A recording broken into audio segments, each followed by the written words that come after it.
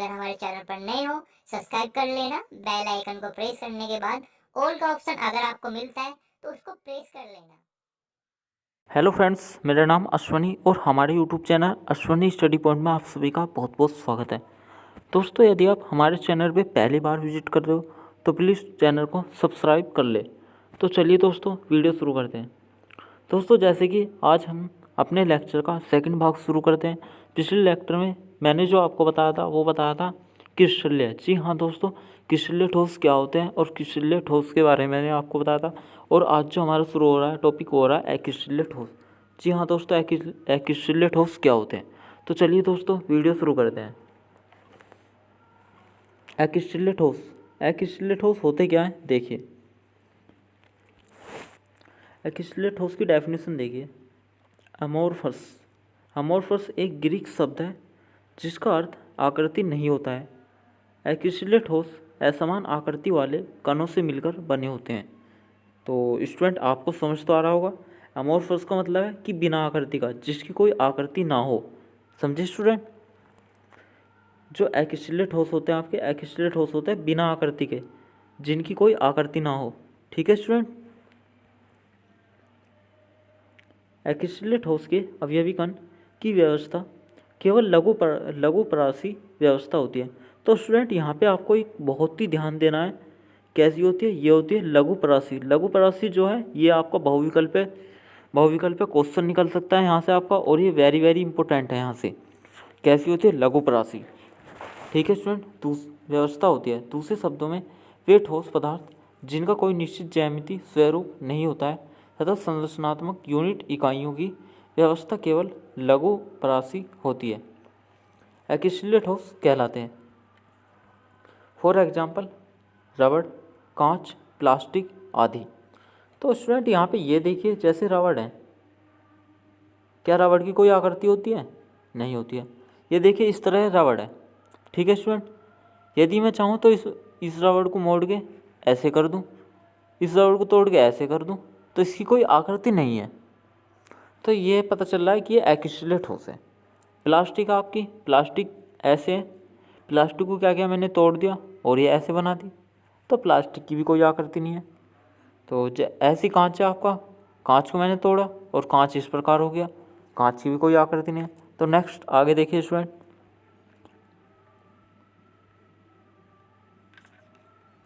दीर्घजालक, दीर्घजालक या त्रिविमीय जालक, ये भी इम्पोर्टेंट है। दीर्घजालक या त्रिविमीय जालक क्रिस्टल में संरचनात्मक इकाइयों या घटक कणों, घटक कण क्या होता है? घटक कण होता है आपका परमाणु, अणु, त्रिविमीय अवस्था को दीर्घजालक में क्रिस्टल जालक या त्रिविम जालक कहते हैं, त्रिविम जालक कहते हैं।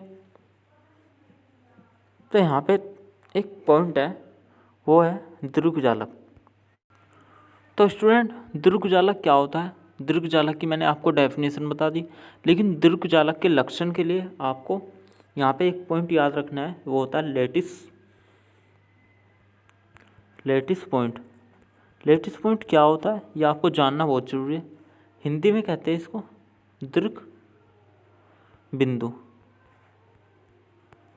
तो देखिए, बहुत ही ध्यान से देखना स्टूडेंट।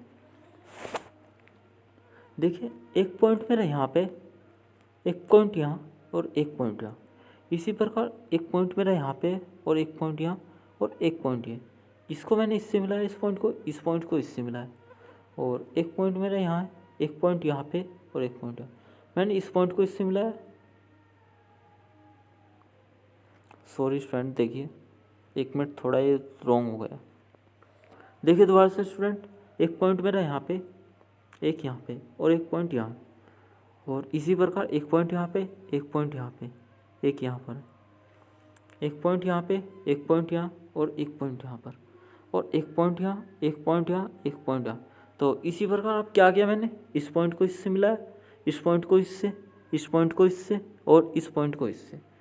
तो इस पॉइंट को इससे और इस पॉइंट को इससे मिलाया, और इस पॉइंट को इससे, फिर इस पॉइंट को इससे मिलाया, फिर इस पॉइंट को इससे मिलाया, इस पॉइंट को इससे, फिर इस पॉइंट को इससे, फिर इस पॉइंट को इससे। तो ठीक है स्टूडेंट, अब क्या करेंगे हम? अब हम देखिए स्टूडेंट, यहाँ पे बहुत ही ध्यान से देखना है।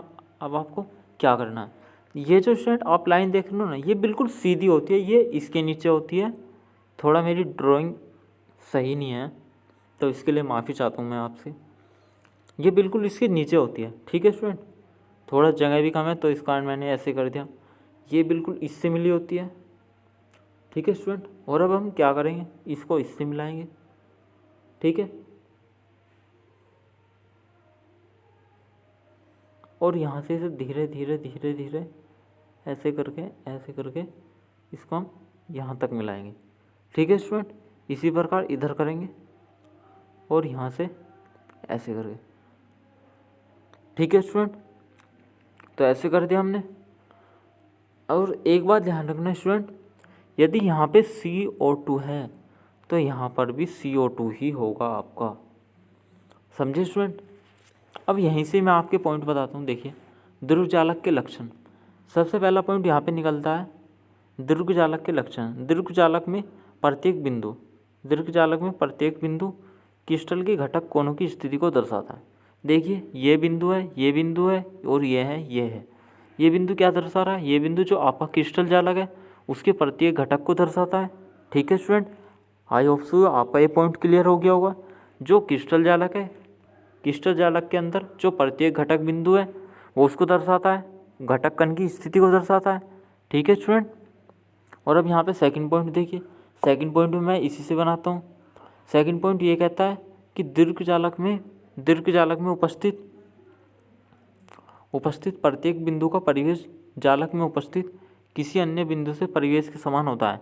सेकंड पॉइंट क्या है, सेकंड पॉइंट यही बन गया कि आपका ये पॉइंट और ये पॉइंट, इन दोनों यानी कि एक स्ट्रक्चर ये तैयार हो गई और एक स्ट्रक्चर आपकी ये तैयार हो गई कि यदि आपकी इस स्ट्रक्चर का भी जो पॉइंट होगा वो पॉइंट और सेकंड स्ट्रक्चर का जो पॉइंट होगा, यहाँ पर यदि कार्बन है तो यहाँ इस पॉइंट पर भी कार्बन होगा, यदि इस पर कार्बन है तो इस पर भी कार्बन होगा। ये इससे जुड़ रहा है तो ये भी इसी से जुड़ेगा, ये इससे जुड़ रहा है तो ये इससे जुड़ेगा। इसी प्रकार क्रम वाइज चलता रहेगा ये, ठीक है स्टूडेंट। और थर्ड पॉइंट कहता है कि संपूर्ण दीर्घचालक वास्तव में चालक बिंदुओं की पुनरावृत्ति द्वारा प्राप्त होता है। देखिए स्टूडेंट, जैसे मैंने एक स्ट्रक्चर यहाँ बनाई है, इसी प्रकार एक स्ट्रक्चर नीचे बनी और एक स्ट्रक्चर इसी प्रकार इसके नीचे आ जाएगी, एक इसके ऊपर आ जाएगी, फिर उसके ऊपर, इसी प्रकार ये क्रम चलता रहेगा और पुनरावृत्ति होती रहेगी। तो अब पॉइंट देख लीजिए स्टूडेंट। देखिए, दीर्घचालक में प्रत्येक बिंदु क्रिस्टल के घटक कण की स्थिति को दर्शाता है, बिल्कुल सही है, ये उसकी स्थिति को दर्शाता है, अभी बताया मैंने आपको। सेकंड पॉइंट देखिए, दीर्घचालक में उपस्थित प्रत्येक बिंदु का परिवेश जालक में उपस्थित किसी अन्य बिंदु के परिवेश के समान होता है। संपूर्ण दीर्घचालक वास्तव में जालक बिंदुओं की पुनरावृत्ति से द्वारा प्राप्त होता है।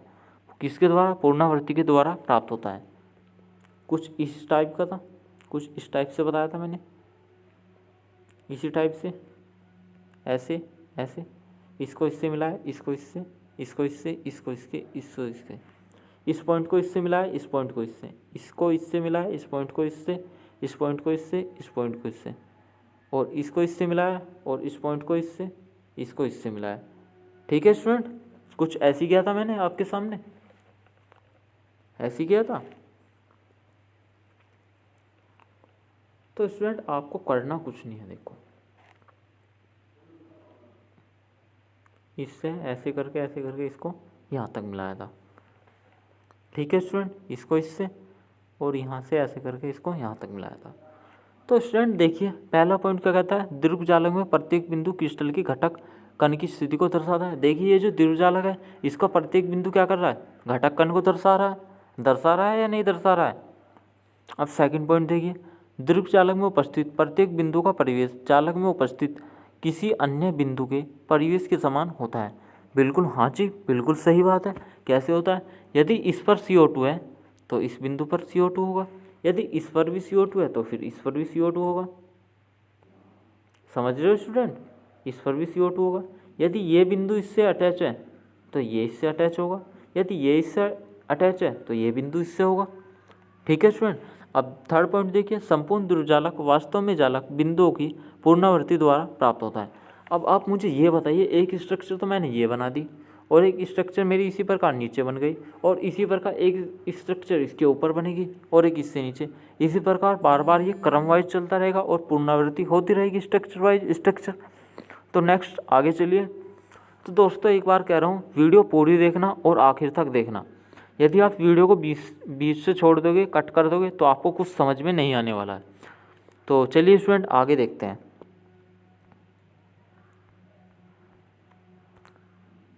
तो स्टूडेंट ये देखिए हमारी ये नेक्स्ट टॉपिक हमारा यूनिट सेल। जी हाँ दोस्तों, यूनिट सेल काफ़ी अच्छा क्वेश्चन है और इम्पोर्टेंट भी है, ये एग्जाम में कई बार आ चुका है। तो स्टूडेंट देखिए इसकी डेफिनेशन देखिए। इकाई सेल या मात्रक कोशिका। इकाई सेल या मात्रक कोशिका किसी क्रिस्टल में सूक्ष्मतम जालक बिंदुओं का वह समूह है जिसकी त्रिव आयामी पुनरावृत्ति करने पर क्रिस्टल का संपूर्ण जालक प्राप्त होता है, जिसे इकाई सेल या मात्रक कोशिका कहते हैं। तो देखिए मैं इसकी कुछ डेफिनेशन मैं आपको बेसिकली समझा देता हूँ। तो यूनिट सेल की डेफिनेशन क्या होती है, ये जो मैंने डेफिनेशन बताई ये आपको आई होप थोड़ा ही समझ में आई होगी, क्योंकि एनसीईआरटी की लैंग्वेज है।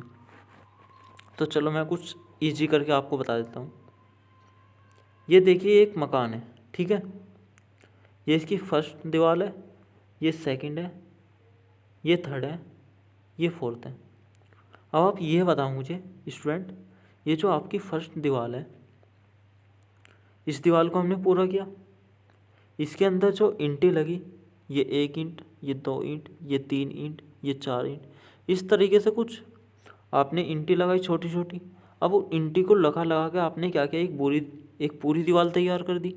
ये जो आपकी एक पूरी दीवार तैयार हुई, और ये जो इस दीवार में जो ईंटी है, एक छोटी सी ईंटी, सबसे छोटी ईंटी, यही क्या है आपकी, यही आपकी यूनिट सेल है।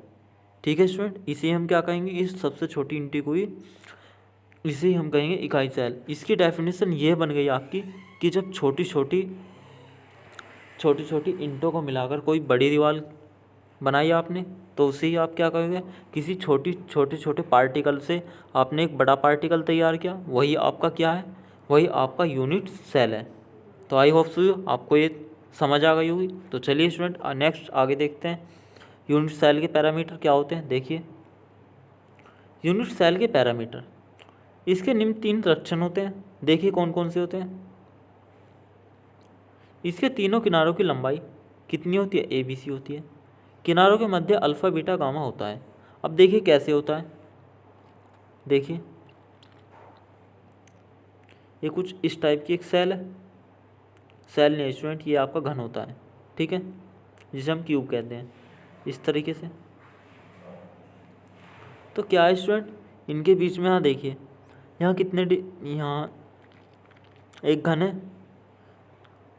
पहले हमने इस तरीके से किया, फिर इसके बाद ऐसे, ये एक्स अक्ष के, ये वाई अक्ष, ठीक है स्टूडेंट।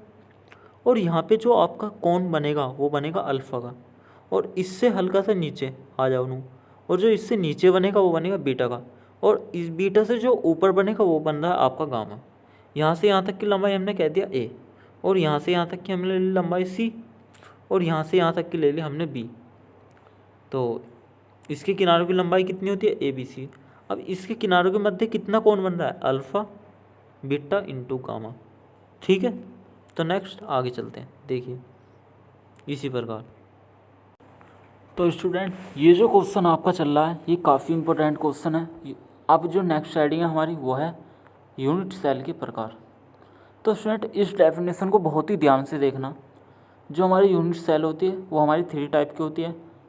फर्स्ट सेल जो होती है वो आपकी होती है मौलिक सेल, इंग्लिश में कहते हैं इसको पैरामेट्रिक सेल, पैरामेटिव सेल या सरल घन्य सेल। तो स्टूडेंट एक बार फिर से कह रहा हूँ, डेफिनेशन को इसे बहुत ही ध्यान से पढ़ना और बहुत ही ध्यान से देखना, क्योंकि मैं इसी डेफिनेशन से आपको कॉन्सेप्ट क्लियर करके दिखाने वाला हूँ। तो देखिए पहले, किसी एकांक सेल में जब सभी घटक कण केवल उसके कोनों पर स्थित होते हैं तो उसे मौलिक सेल या सरल घन्य सेल कहते हैं। घटक कण कब होते हैं? घटक कण केवल उसके कहाँ पर होते हैं? कोनों पर स्थित होते हैं, तो उसे मौलिक सेल या सरल घनीय सेल कहते हैं। अब पहले तो आप ये देखिए, सेल की स्ट्रक्चर क्या बताई थी मैंने, कुछ इस तरीके से बताई थी। ये सॉरी, ये सेल नहीं होती, ये आपकी वो होती है जिसे हम क्यूब कहते हैं और जिसे फलक कह देते हैं। इसका सॉरी मुझे नाम ध्यान नहीं आ रहा, इसका नाम क्या होता है, ठीक है। और ये ऐसे, ये ऐसे। तो स्टूडेंट अब देखिए, अब इसके यहाँ पे क्या कोने हो गए? 1 2 3 4 5 6 7 8। तो देखिए स्टूडेंट, एक कोना ये हो गए, एक कोना ये, एक कोना ये, एक कोना ये, एक ये, एक ये, एक ये। तो इस प्रकार आप इसे ऐसे मान लो जैसे आपका एक रूम है ये, और रूम के आपके कितने कोने होते हैं? रूम के आपके टोटल नीचे के 4 होते हैं और 4 ऊपर के, तो टोटल मिलाकर कोने पे कोने कितने हो गए आपके? 8 हो गए। 8 हो गए स्टूडेंट, वही आपके क्या है? वे जो आपके कोने हैं, ठीक है। और दीवार जो होती है, दीवार आपकी फलक हो गई। अब इसने यहाँ पे कहा कि सरल घनीय सेल कहते हैं। हो गई आपकी डेफिनेशन तैयार हो गई इससे। यही आपकी इसी सेल को हम क्या कहते हैं? सरल घनीय सेल कहते हैं। अब इसी को आप ध्यान से देखना फिर से। अब फलक केंद्रित सेल क्या होती है? अब देखिए स्टूडेंट, जब किसी एकांक सेल में जब घटक कण, देखना, जब घटक कण उसके कोनों के साथ साथ, इस बार कोनों पर तो होंगे ही होंगे और फलक पर भी स्थित होते हैं, जिसे फलक केंद्रित सेल कहते हैं। फलक पर भी। अब ये जो स्टूडेंट आपने देखा होगा, जैसे आपका ये कमरा है और अभी मैंने बताया था कि जो कमरे की आपकी दीवार होती है उन्हें हम फलक बोलते हैं, ठीक है। और एक कमरे में आपकी लगभग कितनी दीवार होती हैं? जो आपकी दीवार होती है एक कमरे में, वो होती है आपकी 4, ठीक है। 4 दीवार होती है। अब देखिए, जो आपके घटक कण है साथ साथ फलक पर भी स्थित होते हैं, उसके घटक कण। अब देखिए, एक घटक कण कहाँ होगा? एक घटक कण तो यहाँ होगा और एक घटक कण यहाँ होगा, एक घटक कण यहाँ, एक यहाँ होगा, ठीक है स्टूडेंट। और एक यहाँ से यहाँ होगा। अब आप ये कह रहे होंगे, सर जी आपने ये कैसे कर दिया? अब आप इसको फिर से समझ सकते हो, मैं आपको फिर से समझाता हूँ इस चीज़ को। देखिए स्टूडेंट, ये आपकी एक रूम है, ठीक है, ठीक है स्टूडेंट। ये ऐसे, ये ऐसे। अब तो ठीक है स्टूडेंट। तो इसके 4 कोने हैं, एक ये हो गया और एक ये हो गया, एक ये, एक ये, एक ये हो गया इसका कोना, और एक ये हो गया, एक ये और एक ये। 4 और 4 कितने हो गए? 8 हो गए। 8 ही होते हैं। और अब इसके फलक क्या होते हैं? फलक आपके वे होते हैं, अभी मैंने बताया था, जो दीवार होती है आपके रूम की, वो क्या होती है? फलक। तो एक फलक यहाँ होगा, एक यहाँ होगा, एक और एक, 2। और तीसरा क्या होगा? ये तो आपका ऊपर से नीचे हो गया। अब आप ऊपर से नीचे, अब साइड से भी चलो, अब इसकी चौड़ाई का, ये आपकी, ठीक है। और एक जो आपका होगा, एक घटक कण आपका इस तरीके से होगा। तो यही आपकी क्या है? फलक केंद्रित सेल। अब इसी से मैं आपकी थर्ड सेल बनाऊंगा। देखिए, थर्ड सेल होती है आपकी अंतः केंद्रित सेल, जिसे हम BCCC के नाम से जाने जाते हैं, और इंग्लिश में कहते हैं इसको body central cube cell. Body central cube cell. किसी एकांक सेल में जब घटक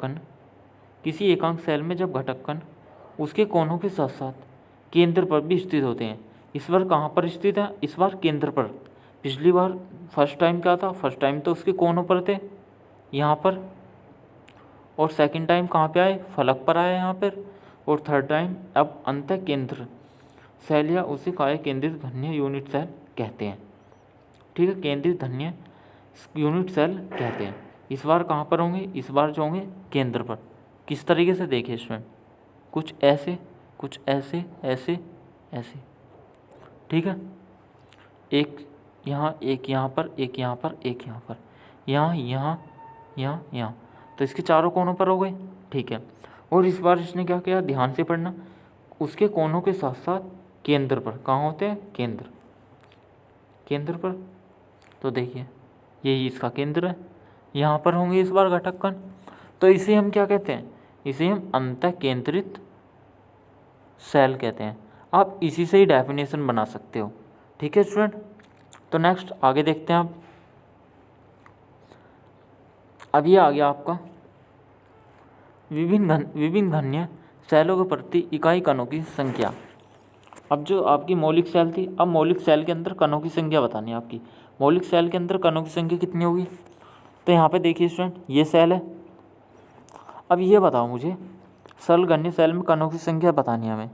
अब ये आप ये देख रहे हो, ये जो आपका एक रोम कह सकते हो आप इसको, या क्यूब कह सकते हो, जो घन होता है आपका धन।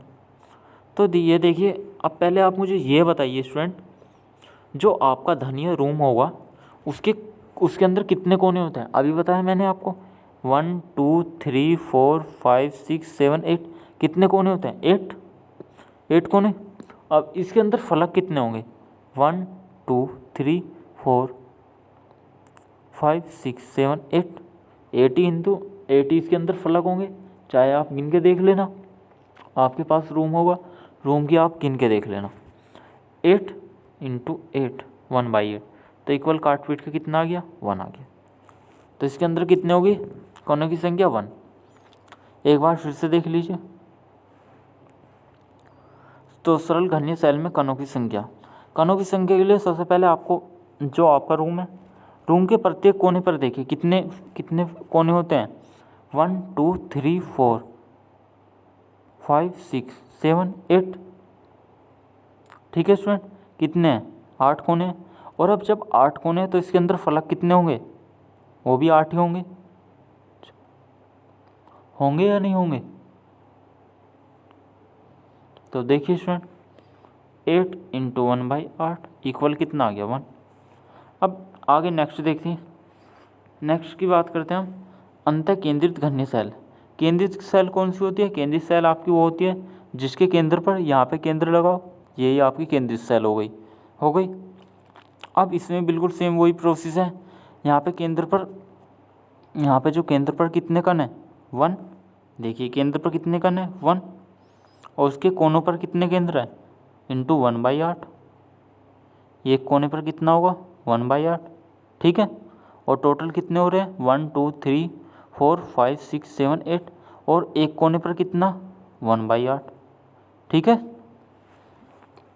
तो देखिए ऐसे किया मैंने, तो यहाँ पे कितना आ गया, यहाँ पे 8 इंटू 1/8, तो कितना आ गया, 1। अब केंद्र पर कितने हैं, इंटू 1, तो आगे करके कितना आ गया, कुल कणों की संख्या कितनी आ गई आपकी, 1 + 1 = 2। ठीक है स्टूडेंट, सॉरी स्टूडेंट, मैंने यहाँ पे 1 लिख दिया, यहाँ पे 1 नहीं आएगा, यहाँ पे 8 आएगा। ठीक है स्टूडेंट, गलती से हो गई मुझसे मिस्टेक, ये आप सही कर लेना। ठीक है स्टूडेंट, यहाँ पे 8 आएगा, क्योंकि यहाँ पे 8, क्योंकि कण के कोनों पर कितने फलक हैं, 1 2 3 4 6 7 8। ठीक है स्टूडेंट, तो नेक्स्ट आगे देखिए ऐसे का रखा है मैंने, ये आ गया।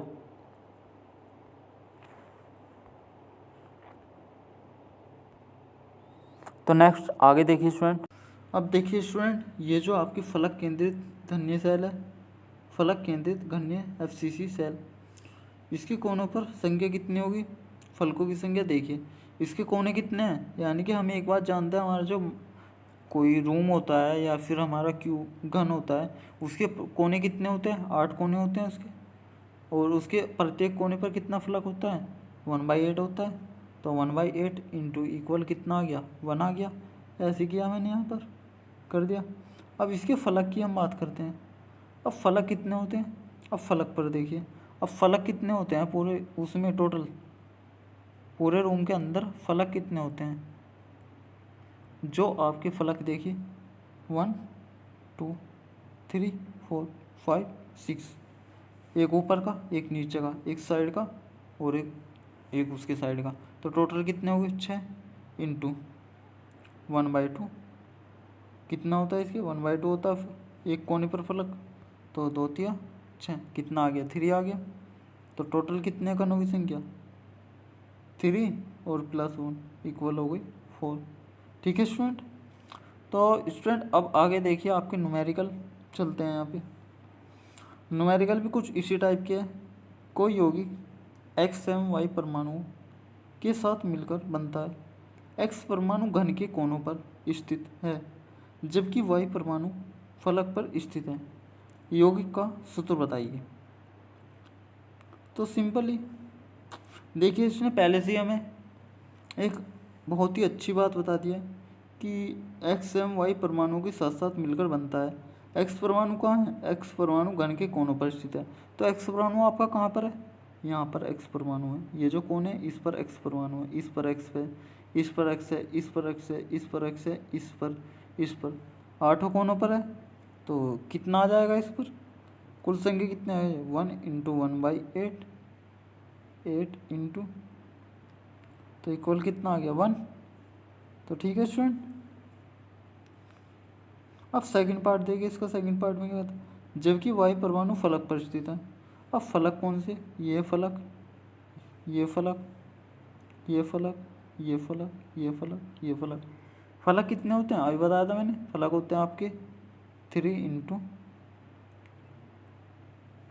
देखिए स्टूडेंट, ये रे 6 होते हैं इंटू 1/2 से डिवाइड कर देते हैं।